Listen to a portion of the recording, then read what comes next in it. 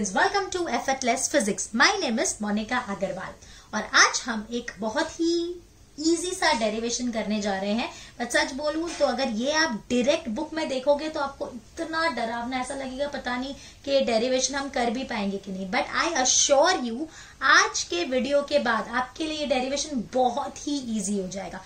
In simple steps you will be able to do this derivation. अब देखो यहाँ पे क्या है, यहाँ पे आप देख सकते हैं पहले हमने एक लूप लिया है ABCD। इसको हमने मैग्नेटिक फील्ड में रखा है। ये जो लूप है बेसिकली इसका लेंथ और ब्रेथ, लेंथ भी L and the total breadth भी B। जैसा देख सकते हो इसको मैग्नेटिक फील्ड में रख रहे हैं। मैग्नेटिक फील्ड मैंने आपको बताया है क्रॉस शो करता है, that it is in the inward direction. अब हमने इसको बाहर की तरफ खींचा, तो जब हम इसको बाहर की तरफ खींचते हैं, देखो जरा सीक्वेंस समझना, जब हम इसको बाहर की तरफ खींच रहे हैं तो जो फ्लक्स है वो कम हो रहा है। अगर फ्लक्स कम होगा तो क्या होगा? EMF induce. अगर EMF इंड्यूस होगा तो क्या होगा? यहां से करंट फ्लो होगी।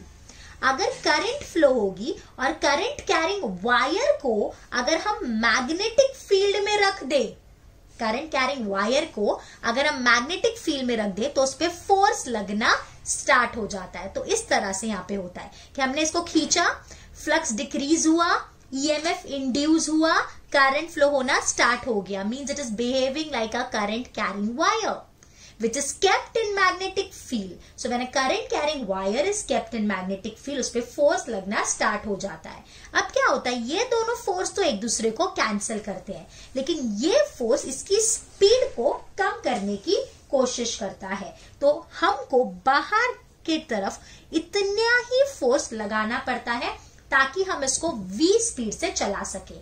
अदरवाइज क्या होगा, ये जो स्पीड है ये धीरे धीरे कम हो जाएगी और फाइनली ये रुक जाएगा।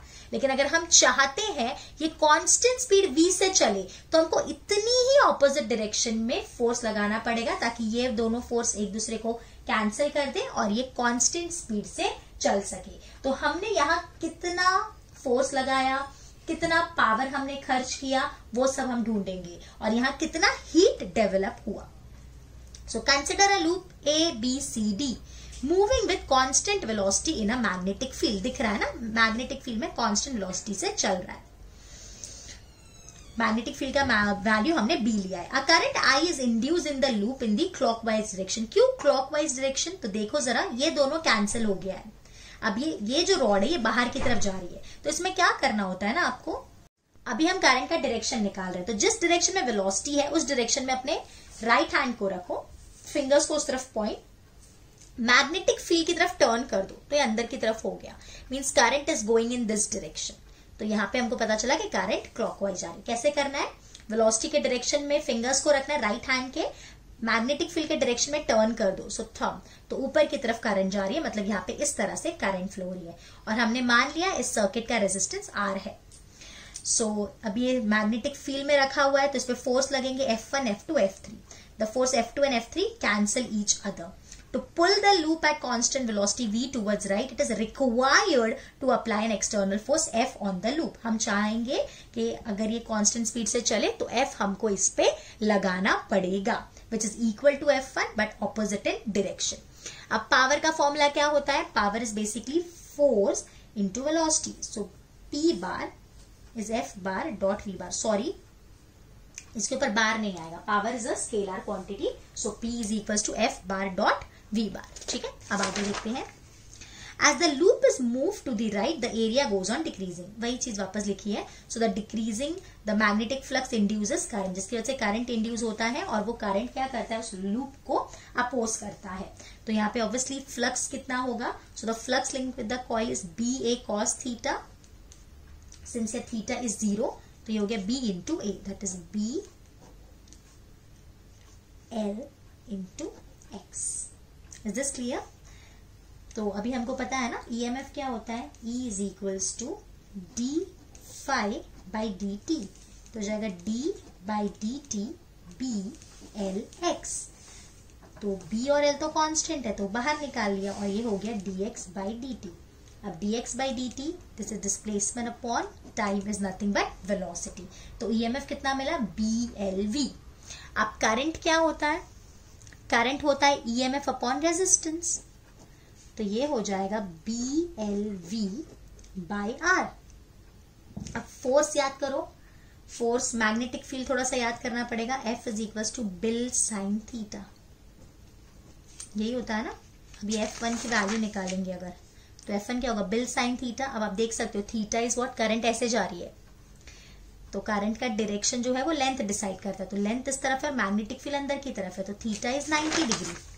सो नाउ थीटा इज 90 डिग्री, तो F1 which is equals to F, और सिर्फ हम मैग्नीट्यूड की बात कर रहे हैं, तो हो जाएगा BIL। So B into BLV by R into L। So F is equals to B square L square V by R. So this is the force.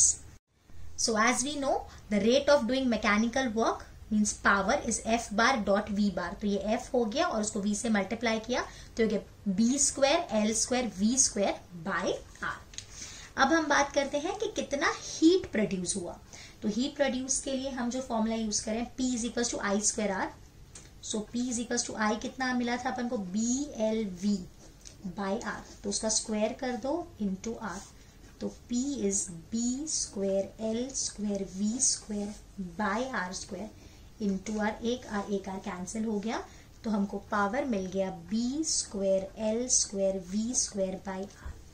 अब हम क्या करते हैं, इसको मैं नाम दे देती हूँ 1 और इसको नाम दे देती हूँ 2। तो फ्रॉम 1 and 2